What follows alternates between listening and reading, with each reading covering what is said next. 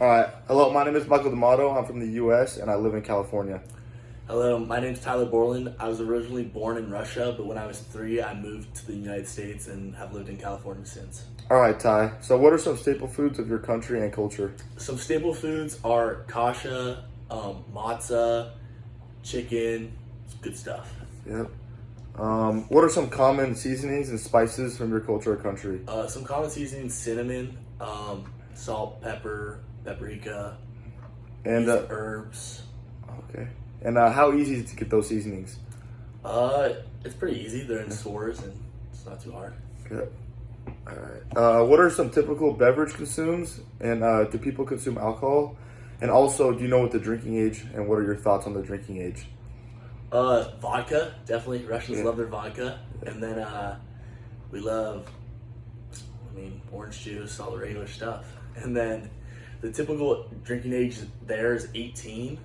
And I think that makes a lot more sense than the drinking age being 21, because realistically, by 18, most people are drinking, and to have it banned is kind of pointless. Yeah, and just make it easier. People would be more smart about their decisions. Yeah, and also a topic on that. Well, you said that you think it should be 21 or 18? 18. 18, yeah, I think that too, because like at 18, you're legally an adult and you have to abide by the laws like an adult, so I don't see why you couldn't drink alcohol. Yeah.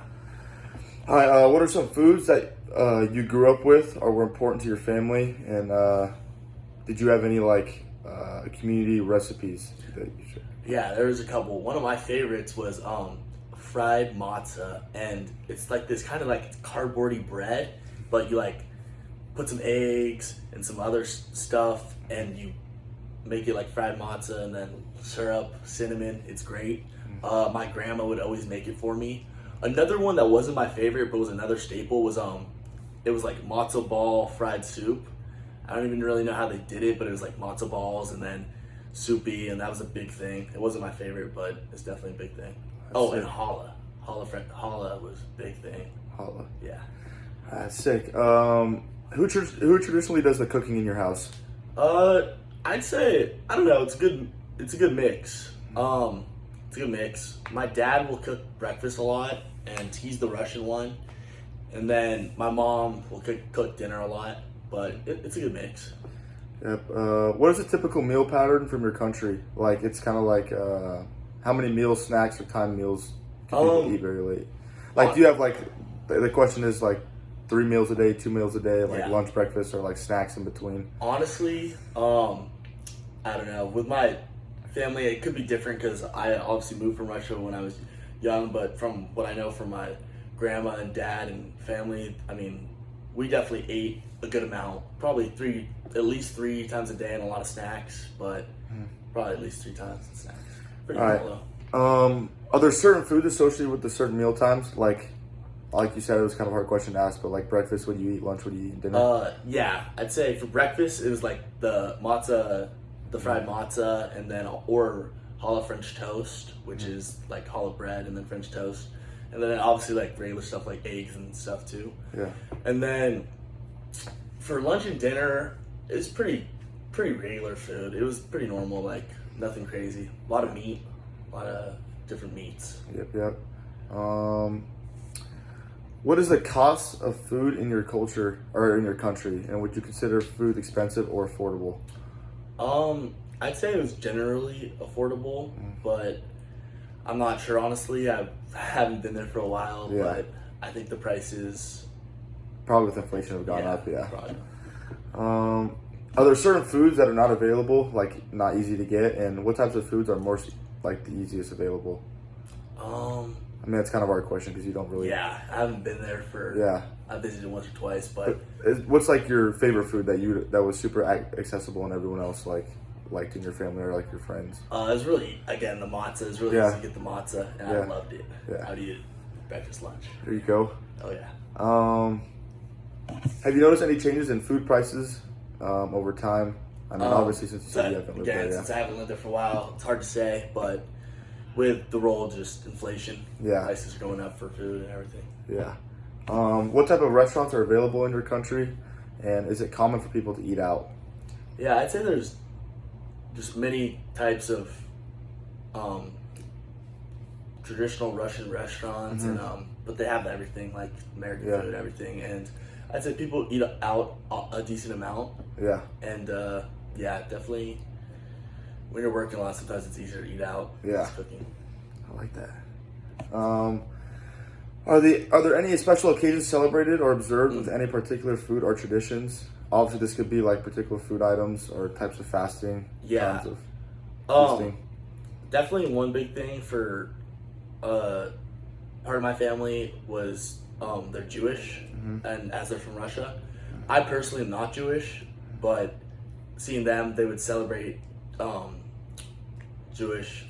Wait, what's it? They celebrate Hanukkah. Yeah. And I know that. Yeah. But they celebrate Hanukkah, and they eat a lot of like similar stuff. Like I know I've said it a couple times, but a huge thing, like ate it probably too much, an unhealthy amount of matzah and Yeah. challah French toast, that, and then just honestly like chicken and meat and that type of stuff. So you love that matzah? I love it. Yeah.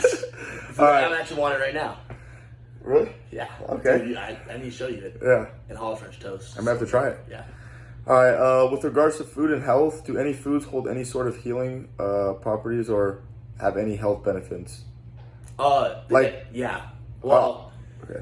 my grandma definitely believed that the matzo ball fried soup would help heal me if I was sick. Yeah. I had like strep throat, and it was like, can I have some medicine? Can I have some medicine? Like, I need help. She didn't know I had strep throat, but I felt really not good. And she's like, no medicine. Like, she didn't really believe in it. It's like, here's matzo ball fried soup. Instead of medicine. Yeah, I don't know if I fully believed in that, Yeah. but that was her theory, and she definitely embodies Did it help you though when you were sick?